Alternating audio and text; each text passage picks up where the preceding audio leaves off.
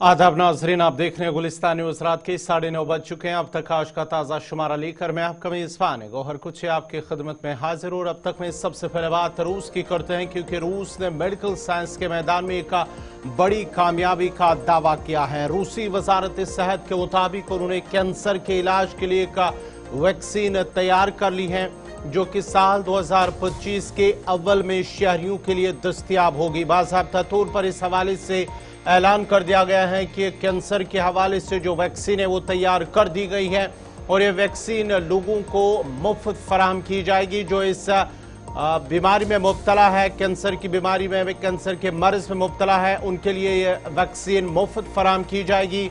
रूसी वजारत सेहत के रेडियोलॉजी मेडिकल रिसर्च सेंटर के चीफ की जानिब से ऐलान किया गया है कि वैक्सीन कैंसर के इलाज के लिए मखसूस है और ट्यूमर बनने से रोकने के लिए नहीं है। रिपोर्ट के मुताबिक ये वैक्सीन हर मरीज के लिए इनफरादी तौर पर तैयार की जाएगी, जैसा कि मगरबी ममालिक में तैयार होने वाली इनफरादी कैंसर वैक्सीन इसमें किया जाता है। वैक्सीन के तैयारी में मरीज के ट्यूमर से हासिल होने वाले जीनियाती मवाद खासतौर पर RNA का इस्तेमाल किया जाएगा और उसके साथ साथ ही जो मदाफ़ती निज़ाम है उसको तरबियत दी जा सके कि वो कैंसर से मखसूस प्रोटीन को पहचानने और उसके साथ साथ ही उन पर हमला करे। और वैक्सीन का नाम भी अभी तक जाहिर नहीं किया गया है। रूस में कैंसर की शरह तेजी से बढ़ रही है। जो कैंसर की शरह है उसकी शरह तेजी से बढ़ रही है रूस के अंदर, और इस सिलसिले में लगातार रूस की जानिब से इस पर तैयारियां की जा रही थी, इस पर तहकीक की जा रही थी। आखिरकार इस हवाले से बाज़ाब्ता तौर पर मेडिकल साइंस के मैदान में अब रूस की जानिब से एक बड़ा दावा कर दिया गया है। साल 2022 में रूस में कैंसर के 6,35,000 से जायद केसेस रिकॉर्ड किए गए हैं। उनमें कोलून, छाती और फेफड़ों का कैंसर सबसे ज्यादा आम है। रूसी हुकूमत का मानना है कि ये वैक्सीन कैंसर के खिलाफ जंग में एक अहम हथियार साबित हो सकती है। ये पहला मौका नहीं है कि रूस ने तिबी तहकीक में नुमायां कामयाबी हासिल की हो। कोविड-19 की वबा के दौरान रूस ने स्पुतनिक वी वैक्सीन तैयार की थी, जो दुनिया के कई ममालिक को बरामद की गई है। माहिरीन का कहना है कि अगर रूस की ये नई वैक्सीन कामयाब होती है तो ये दुनिया भर में कैंसर के इलाज में इनकलाब बर्पा कर सकती है। बाज़ाब्ता तौर पर रूसी वजारत सेहत की जानिब से इस हवाले से ऐलान कर दिया गया है कि कैंसर के इलाज के लिए एक वैक्सीन तैयार कर ली गई है, जो कि 2025 के अव्वल में शहरियों के लिए दस्तयाब होगी और ये वैक्सीन कैंसर में मुब्तला अफराद को मुफ्त फराहम की जाएगी।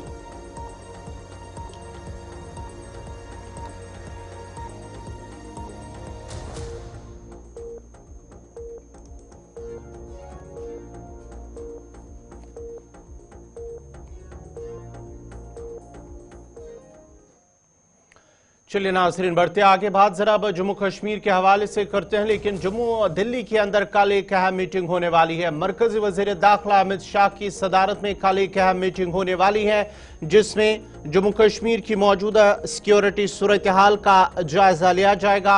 मरकजी वज़ीर दाखिला अमित शाह कल नई दिल्ली में जम्मू कश्मीर की सिक्योरिटी से मुत्तलिक एक आला सतही इजलास की सदारत करेंगे, जिसमें जम्मू कश्मीर के LG मनोज सिन्हा, पुलिस सरबराह, उसके साथ साथ ही फौज और दीगर इंटेलिजेंस इदारों के सरबराहान इस मीटिंग में शिरकत करेंगे और आला सतही इजलास कल नई दिल्ली के अंदर मुनक्कद होगी। ज़राए का कहना है कि इस इजलास का बुनियादी मकसद सिक्योरिटी के अहम अमूर पर गौर खोज करना होगा। ख़ास तौर पर जम्मू कश्मीर की मौजूदा सूरत हाल पर खुसूसी तवज्जो दी जाएगी और इजलास में लेफ्टिनेंट गवर्नर मनोज सिन्हा भी शिरकत करेंगे। ज़रा के हवाले से कहना है कि इस इजलास का मकसद जम्मू कश्मीर में अमन इस्तेहकाम को यकीनी बनाने के लिए हिकमत अमलियों का जायजा लेना और इस अहम इजलास में कौमी सलामती के मशीर अजीत डोभाल, मरकजी दाखिला सेक्रेटरी, इंटेलिजेंस ब्यूरो के डायरेक्टर, सीनियर फौजी अफसरान और उसके साथ साथ ही chief of army staff general Upendra Dwivedi, CAPF के director general chief secretary Jammu Kashmir के डायरेक्टर जनरल ऑफ पुलिस और दीगर सीनियर अफसरान इस मीटिंग में शिरकत करेंगे। और इजलास इस लिहाज से भी अहम है कि वज़ीर-ए-आज़म नरेंद्र मोदी की क़यादत वाली मरकजी हुकूमत मिलिटेंसी के खात्मे के नए और मुअस्सर इक़दाम करने की अपनी वाबस्तगी को जाहिर कर रही है। और आपको बताते चले कि इससे कबल रवा साल के 16 जून को वज़ीर दाखिला अमित शाह ने नई दिल्ली में जम्मू कश्मीर की सिक्योरिटी सूरत हाल का जायजा लेने के लिए एक ऐसा इजलास मुनक्किद किया था। और इस इजलास में वज़ीर दाखिला ने सिक्योरिटी एजेंसियों को हिदायत की थी कि वो मिशन मोड में काम करे और मरबूत तरीके से फौरी जवाबदेही को यकीनी बनाए और साथ ही साथ सिक्योरिटी एजेंसियों के दरमियान मुकम्मल हम आहंगी पर जोर दिया था।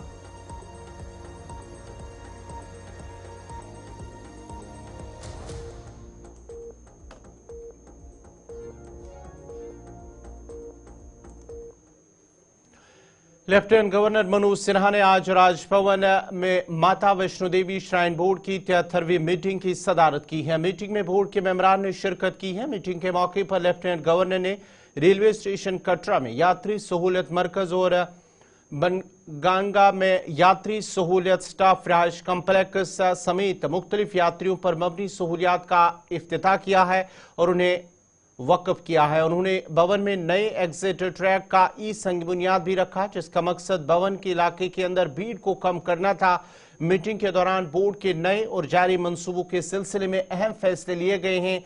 शिवखोड़ी श्राइन बोर्ड के ताउन से हेलीपैड की तरक्की, जिला रियासी में मंदिरों की तामीर प्रोजेक्टों का जायजा और ककरियाल में बोर्ड के मेडिकल कॉलेज के ऑपरेशनल होने की सूरत हाल पर भी खुद तफसील के साथ बातचीत हुई है।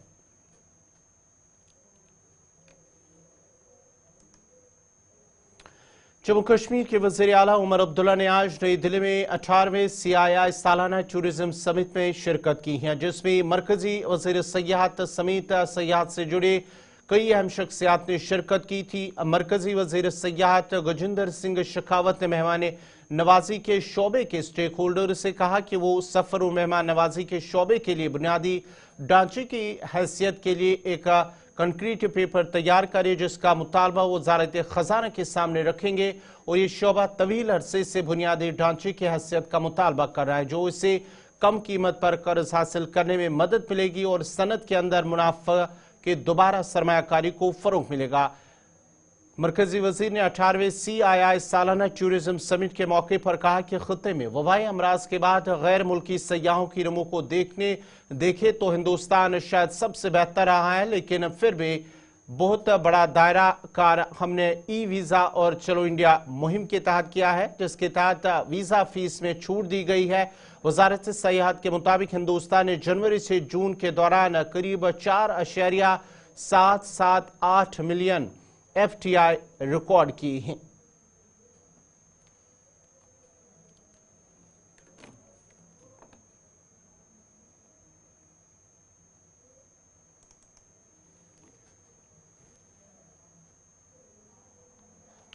चलिए बढ़ते आगे बात जरा अब जम्मू कश्मीर के हवाले से करते हैं, क्योंकि जम्मू कश्मीर हुकूमत की जानिब से एक नया कदम उठाया जा रहा है। जम्मू कश्मीर हुकूमत की जानिब से सेहत शोबे में एक अहम पेशरफ्त करते हुए 11 सब डिस्ट्रिक्ट अस्पतालों और कम्युनिटी हेल्थ सेंटरों में डायलिसिस की सहूलियात शुरू करने का अमल शुरू कर दिया गया है। बाज़ाब्ता तौर पर आपको बताते चले कि बड़ी और अहम खबर इस वक्त आ रही है कि जम्मू कश्मीर हुकूमत की जानिब से सेहत शोबे के हवाले से एक अहम पेशरफ्त करते हुए वादी कश्मीर के अंदर 11 सब डिस्ट्रिक्ट अस्पतालों और कम्युनिटी हेल्थ सेंटरों में डायलिसिस की सहूलियात शुरू करने का अमल शुरू कर दिया गया है। बाज़ाब्ता तौर पर आपको बताते चले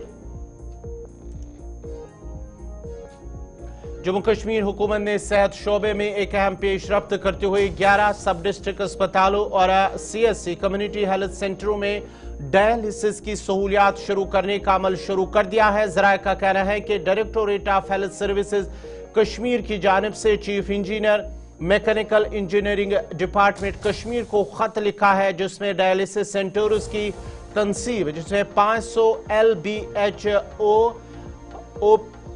और OP की तनसीब, लूप की तनसीब, पानी जखीरा करने, पंपों की मुंतकली स्टेबलाइजर्स के साथ बिजली के बैकअप के लिए तफसीली तखमीना तैयार करने के लिए कहा गया है और उन्होंने कहा है कि चीफ इंजीनियर से कहा गया है कि वो मुतलका ब्लॉक मेडिकल ऑफिसरों के साथ मुशावरात के साथ दिनों के अंदर अंदर डायरेक्टोरेट को तफसीली तखमीना जमा कराए ताकि इंतजामी मंजूरी ली जा सके।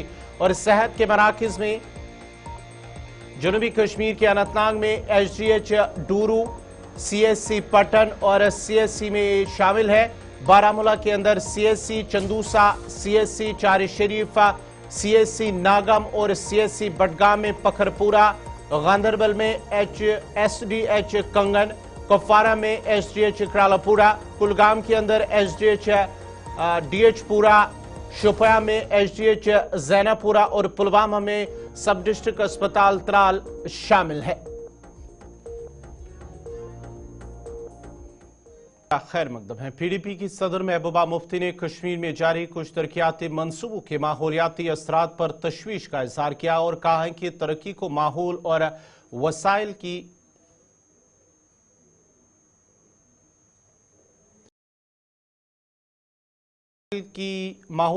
की कीमत पर नहीं आना चाहिए। श्रीनगर में एक प्रेस कॉन्फ्रेंस के दौरान महबूबा मुफ्ती ने कहा कि उन मंसूबों से हमारी जमीन, जंगलात और हमारे वसाइल खतरे में हैं। लाखों कनाल ज़री जमीन और लाखों दरख्त मंसूबों के बायस मुतासर हो रही हैं। महबूबा मुफ्ती ने इस बात का खदशा जाहिर किया कि इस गैर मनसूबाबंद तरक्की से वही कुदरती आफात हो सकती हैं जो उत्तराखंड, हिमाचल प्रदेश और जोशीमात में हो चुकी हैं। उन्होंने कहा है कि वो तरक्की के खिलाफ नहीं है, लेकिन तरक्की ऐसी होनी चाहिए जो माहौल, कुदरती खूबसूरती और ज़री जमीन की हिफाजत के साथ हो। महबूबा ने वादी में सैटेलाइट टाउनशिप के क़याम पर भी तशवीश का इजहार करते हुए हुकूमत से सवाल किया कि इन फ्लैट्स के हकीकी फायदेमंद कौन है। महबूबा ने हुकूमत से अपील की है कि इन मंसूबों में फौरी मुदाखलत की जाए ताकि इनसे माहौल पर पड़ने वाले तबाहकुन असरात से बचा जा सके। का मैं खुसूसी तौर पर जिक्र करना चाहती हूँ। एक तो राजौरी बारामूला हाईवे प्रोजेक्ट जो पाइपलाइन में है, दूसरा जो रिंग रोड प्रोजेक्ट है जो गलंदर से लेके गांधरबल तक है, और तीसरा रेलवे का जो एक्सपेंशन हो रहा है। तो ये तीनों प्रोजेक्ट ऐसे हैं जिसमें हमारी लाखों कनाल, हमारी जो एग्रीकल्चर लैंड है वो इसके जद में आ रही है। उसके साथ साथ हमारे जंगल, लाखों के तादाद में हमारे पेड़, जिसमें देवदार के पेड़ हैं, हमारे आबी वसाइल जैसे हमारे स्प्रिंग्स होते हैं छोटे छोटे, और तो जब आप ये सड़कें बनाते हैं उसमें वो भी, और माइनिंग, जो जहां जहां भी ये सड़कें बनेगी इसका काम होगा, वहां जितने भी दरिया होंगे, नाले होंगे, नेचुरल तबाही होगी जम्मू कश्मीर की, उससे भी शायद कहीं दिल नहीं भरा है। तो अब जो हमारे पास बचा कुचा सरमाया है उसके पीछे भी लगे हैं। आपकी डबलिंग जो बारामूला बानिहाल रेलवे लाइन का करना चाहते हैं, बारामूला, उड़ी, सोपोर, कुपवारा, अवंतीपोरा, शुपियन, अनंतनाग, बिजबिहारा, पहलगाम। इमेजिन कर लीजिए पहलगाम जो हमारी टूरिस्ट जगह है, वहां भी रेल को लेना चाहते हैं, और वहां भी कई गांव ऐसे हैं जिनके पास जो जमीन है सारी इसके अंदर आ रही है। आज तो सरकार है उमर साहब की, तो हम तो उनसे ये गुजारिश करना चाहते हैं कि आपसे हम बड़े कामों के बारे में नहीं कहेंगे। 370 की बात हम आपसे नहीं कहेंगे, क्योंकि हमें लगता है कि 50 सीटें होने के बावजूद, 3 मेंबर पार्लियामेंट होने के बावजूद आप में वो शायद जरूरत नहीं है, पहले भी नहीं थी, आज भी नहीं है। मगर कम से कम जो आप बचा सकते हैं, ये हाउस एंड अर्बन डेवलपमेंट का है, प्रोजेक्ट है, ये आपके पास है डिपार्टमेंट। यहाँ कौन सी रोड बननी है, कौन सी नहीं बननी है, ट्रेन कहाँ चाहिए हमें, कहाँ नहीं चाहिए, हमारे किसानों का नुकसान नहीं होना चाहिए, हमारे आबशारों का नुकसान नहीं होना चाहिए, हमारे एनवायरनमेंट का नुकसान नहीं बन रहा है। आज बन रहा है सैटेलाइट टाउनशिप। हम जानना चाहते हैं उमर साहब से, हालांकि उनके एक एडवाइजर ने तो बयान दिया कि यहाँ के लोगों के लिए बन रही है, मगर हमें बताइए कौन से यहाँ के लोग जिनके लिए 30 टाउनशिप्स बन रहे हैं, और इसका इंपैक्ट क्या है हमारे एग्रीकल्चर लैंड पे। अगर आपने टाउनशिप्स बनाने हैं तो आप गांव को अपग्रेड कर लीजिए, वहां सहूलियतें दे दीजिए टाउन की। तो आप ये जो सारा हमारा एनवायरनमेंट, हमारा एग्रीकल्चर लैंड, हमारा हमारे पास जम्मू कश्मीर के पास अब बचा क्या है? उमर साहब से मेरी दरखास्त है, ये आपके हाथ में है।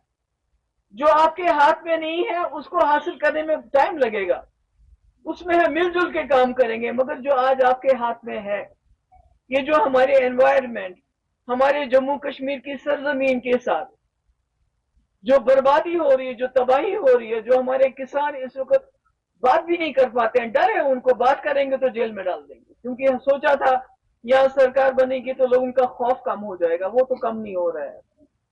तो इसलिए मेरी गुजारिश है आज की सरकार से कि ये जो 3 प्रोजेक्ट जिसका मैंने नाम ले लिया, ring road project, satellite township किसके लिए बन रही है वो हमें बता दे, कौन है इसके जो कहां से क्या, श्रीनगर टाउन को, जो श्रीनगर सिटी है उसको डिकंजस्ट करके जहां एक एक कटरा में 250 करोड़ रुपए के रोपवे मंसूबे के खिलाफ आज मुकम्मल हड़ताल रहा। इस मंसूबे का मकसद ताराकोट मरग को सांझी छत से जोड़ना है। माता वैष्णो देवी संघर्ष कमेटी ने इल्जाम लगाया कि ये रोपवे मंसूबा मकामी कारोबारी अफराद के रोजगार को तबाह कर देगा। कमेटी ने जो कि दुकानदारों, घोड़े वालों और पालकी के मालिकान की नुमाइंदगी करती हैं, शहर में एहतजाजी मार्च की क़यादत की थी और आज बंद की कॉल दी थी और इस मंसूबे की मनसूखी का मुतालबा किया है।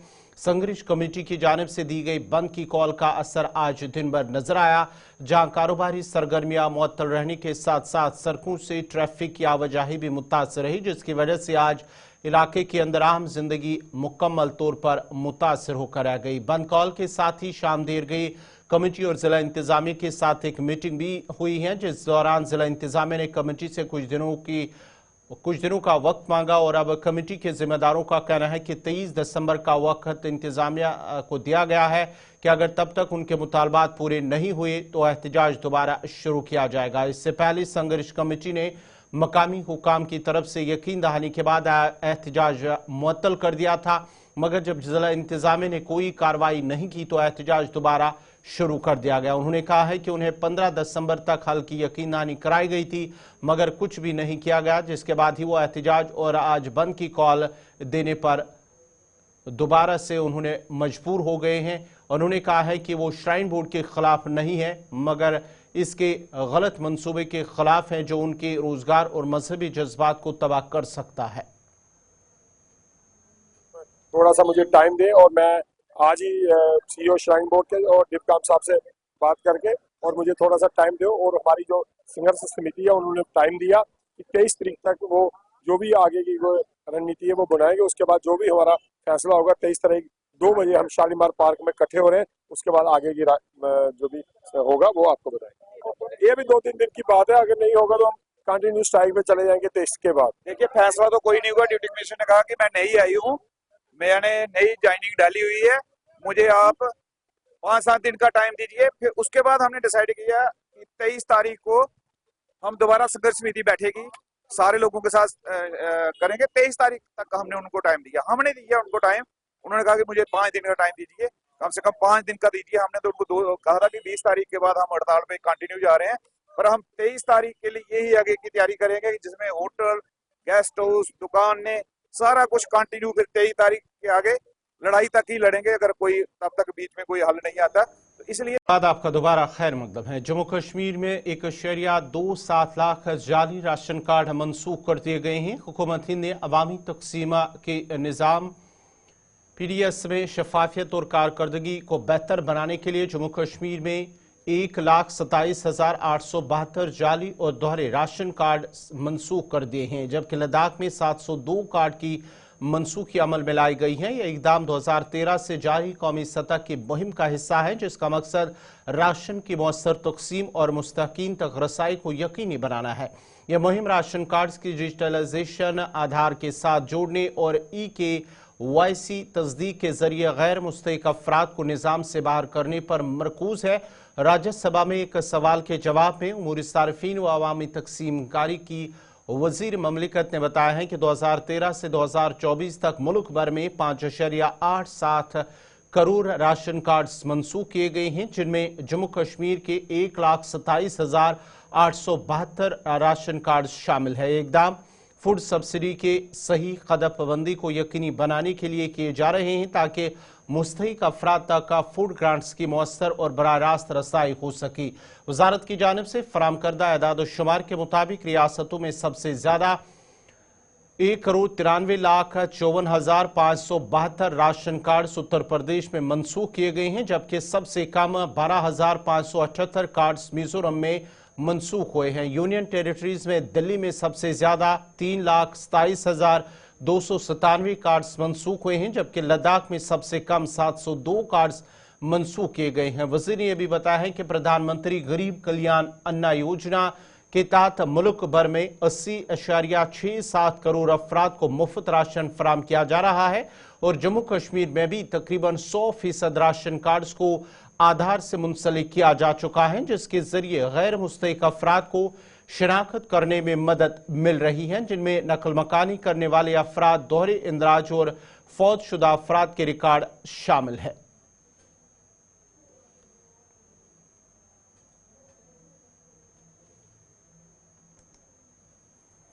सोपोर पुलिस ने जैनगीर बैलेट में 10 मफरूर अफराद की रिहाइशगाहों पर नोटिस चस्पा करते हुए ऐलान किया है कि अगर वो 30 दिन के अंदर अदालत में पेश न हुए तो उनकी जायदाद जब्त कर ली जाएगी। जिन लोगों के घरों पर ये ऐलानिया अहकाम चस्पा किए गए हैं उनमें लतीफ अहमद वार, आशिक हुसैन वार, अफरोज अहमद वार, यूसुफ लोन, बशीर अहमद मीर, इरशाद अहमद रीशी, गुलाम नबी शेख, जावेद अहमद दोबी, मकबूल अहमद वार, फारूक अहमद भट्ट शामिल है। इन नोटिस में मुलजिमीन को हिदायत दी गई है कि वो 30 दिन के अंदर मजिस्ट्रेट कोर्ट में रिपोर्ट करें और अगर ऐसा नहीं करते हैं तो उनकी जायदादें जब्त कर ली जाएगी।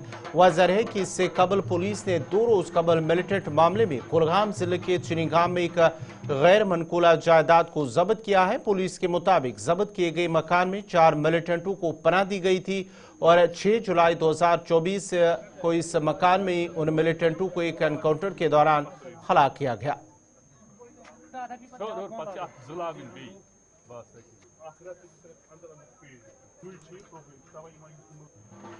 जम्मू कश्मीर पुलिस के साइबर क्राइम इन्वेस्टिगेशन यूनिट जिला किश्तवाड़ ने, जिसकी सरबराही PSI मोइन खान कर रहे हैं, ने कामयाबी के साथ 6,51,340 रुपए धोखाधड़ी में बरामद कर लिए हैं। ये वसूली मुख्तलिफ ऑनलाइन धोखाधड़ी के मामला को हल करने के लिए यूनिट की जारी कोशिशों के एक हिस्से के तौर पर हुई है, जिसमें मोबाइल रिचार्ज घोटाले, धोखाधड़ी पर मबनी ऐप की तंसीबात और आधार अपडेट्स को निशाना बनाने वाले धोखाधड़ी वाले टेलीग्राम लिंक्स शामिल है। मेरा नाम आशिक हुसैन है। मेरे साथ साइबर फ्रॉड हुआ था सर। मैंने एप्लीकेशन SSP सर किश्तवाड़ को दी थी, उन्होंने साइबर क्राइम में फॉरवर्ड कर दी। उसके बाद सर मेरा जितना भी पैसा था रिकवर हुआ।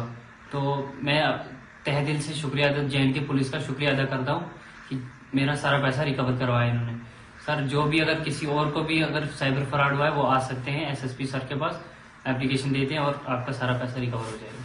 मेरा नाम आशिक हुसैन है। मेरे साथ साइबर फ्रॉड हुआ था सर।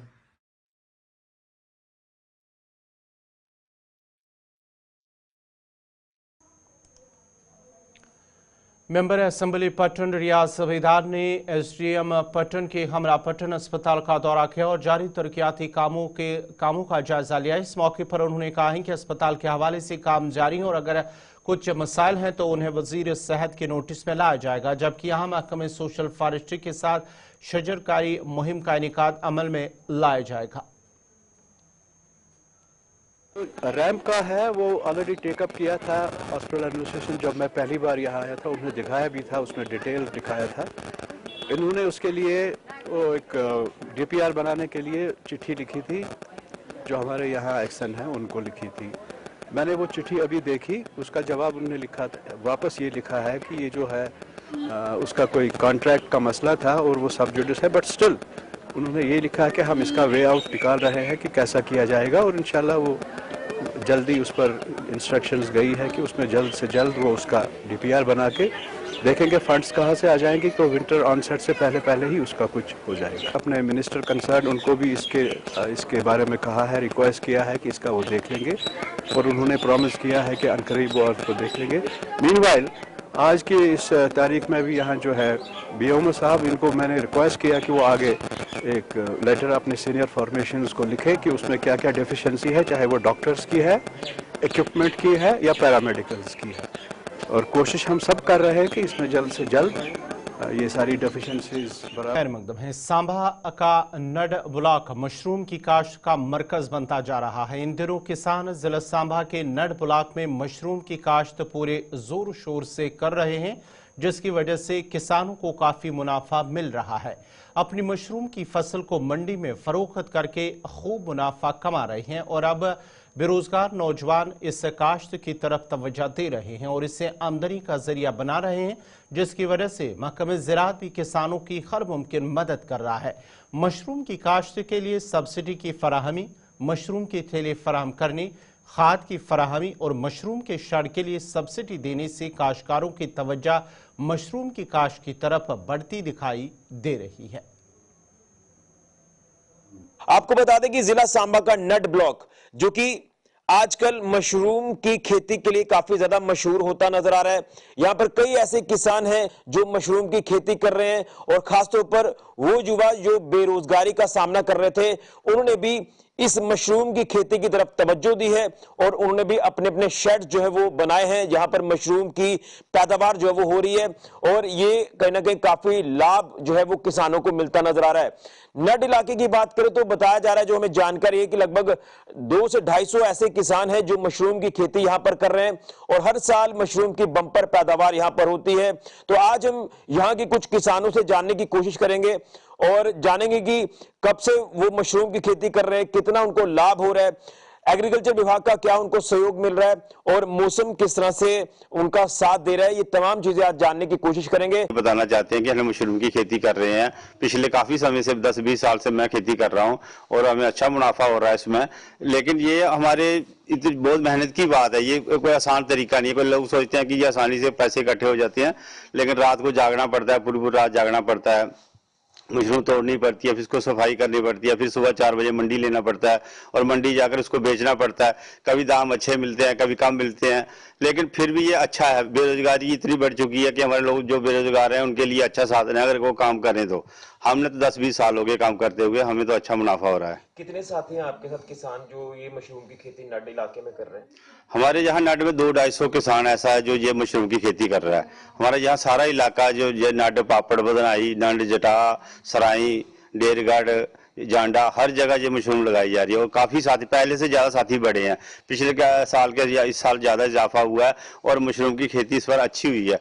लोगों को बम्पर इसमें पैदावार मिली है। कुछ साथियों की नहीं चली है, वो मौसम की वजह भी हो सकती है, लेकिन इसमें अच्छा मुनाफा है। अगर कोई करना चाहे तो अच्छा मुनाफा है।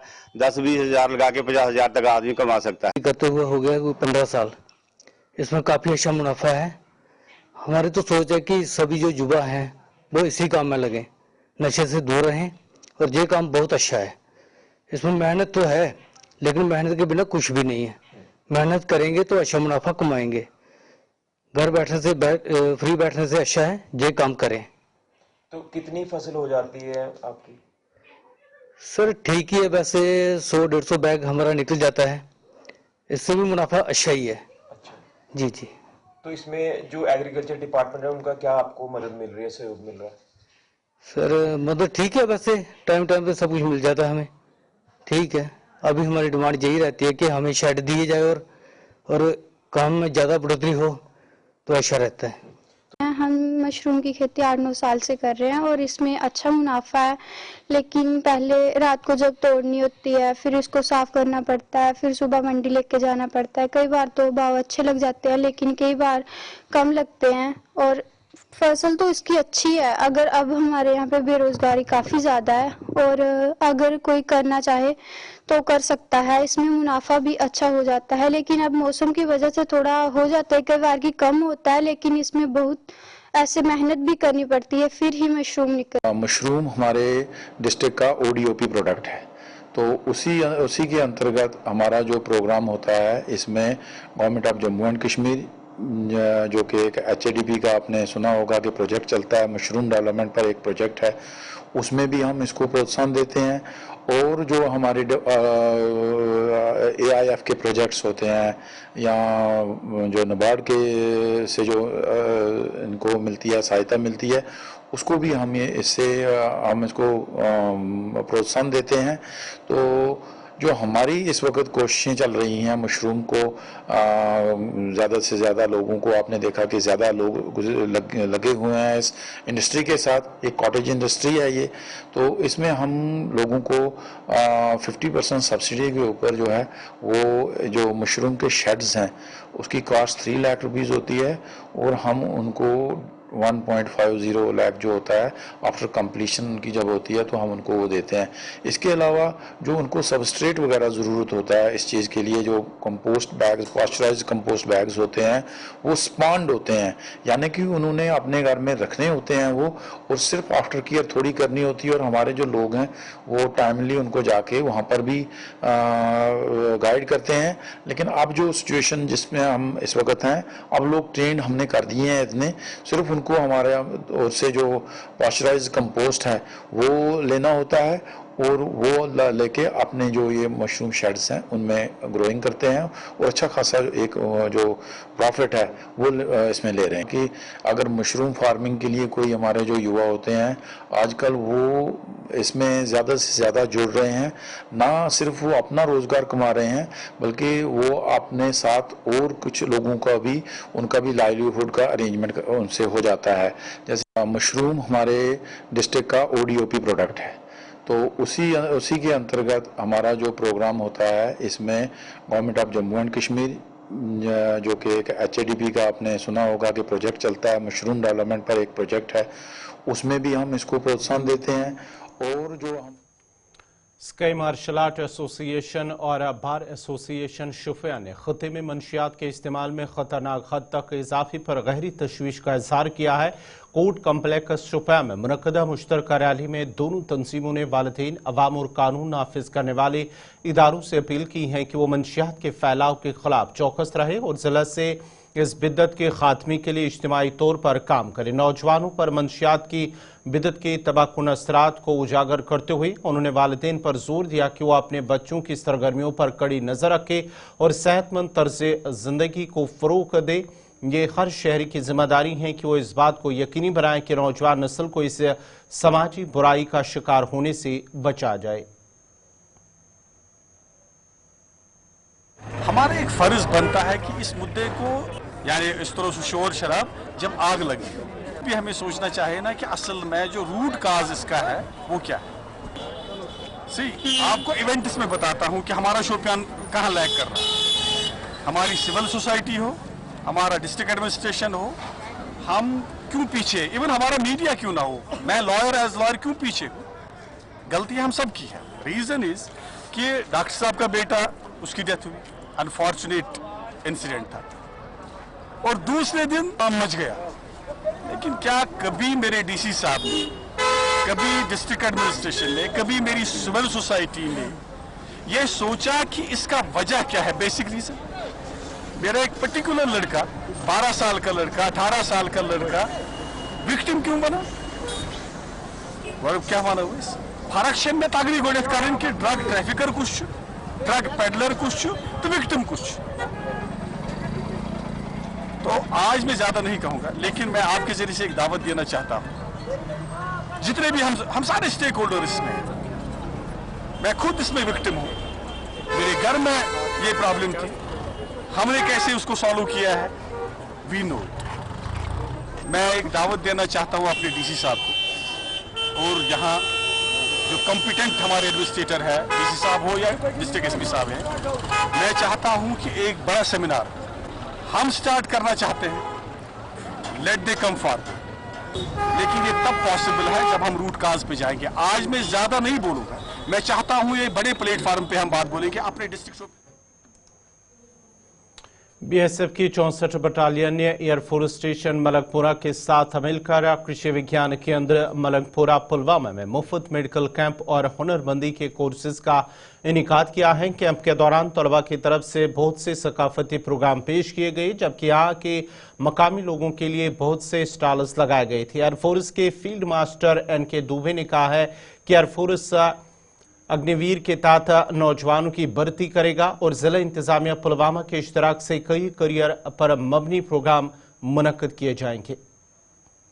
बेस्ट ट्रेन डॉक्टर्स हैं, एयरफोर्स के डॉक्टर्स हैं, हमारे बीएसएफ के डॉक्टर्स हैं, इसमें लेडी डॉक्टर भी शामिल हैं, ताकि बुजुर्गों, बच्चों और महिलाओं का यहाँ पे उनकी जो मेडिकल संबंधित समस्याएं हैं उनको हम यहाँ पता लगा सकें, और साथ साथ हम उनको फ्री दवाइयाँ जो है वो भी वितरण कर रहे हैं ताकि उनका खर्चा भी ना हो उसके अंदर।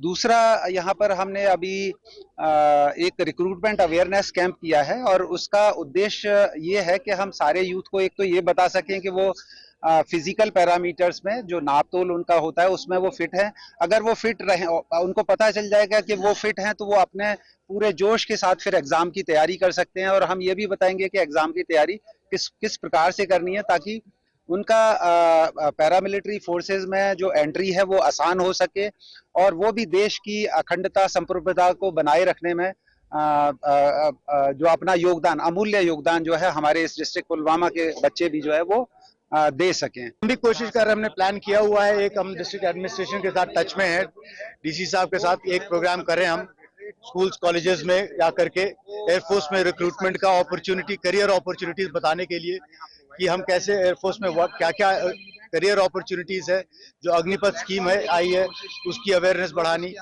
एयरफोर्स ऑफिसर्स कार्डर में एंट्री के लिए क्या क्या तरीके हैं, कौन कौन से एग्जाम्स हैं और क्या एजुकेशनल क्वालिफिकेशंस हैं, वो सारी चीजें हम बताएंगे।